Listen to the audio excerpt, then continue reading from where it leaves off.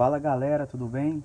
Homens e mulheres que gostam aí de carro e estão com o mesmo problema que eu. Na verdade, que teve o mesmo problema que eu, graças a Deus já sanei o problema. É o barulho que eu sentia do lado direito do motor. Eu sou um cara muito vaidoso. Em um dos meus Astras, nesse caso aqui o modelo 2001, observei um barulho no lado direito do carro, né?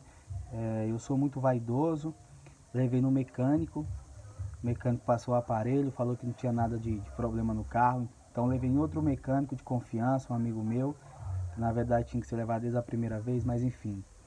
E nós demos uma volta no carro, eu falei que já tinha umas 2 semanas que eu estava percebendo esse barulho.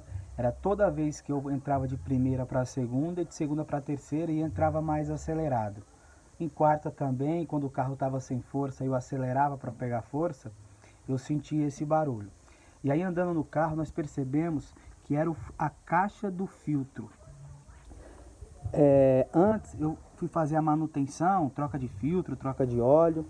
E aí creio eu que na hora que o técnico foi fazer a manutenção, ele tirou essas presilhas aqui, como vocês podem ver, nos cantos da caixa.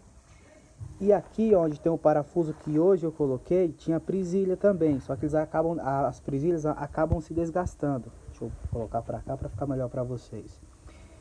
E uma das duas presilhas, as duas presilhas elas acabaram se soltando, creio eu que o rapaz que abriu a caixa não percebeu. E quando eu acelerava, o carro estava um pouco em uma marcha mais leve, eu acelerava, isso aqui vibrava. E vocês não têm noção o barulho que é. É como se o motor estivesse caindo, porque isso aqui vibra.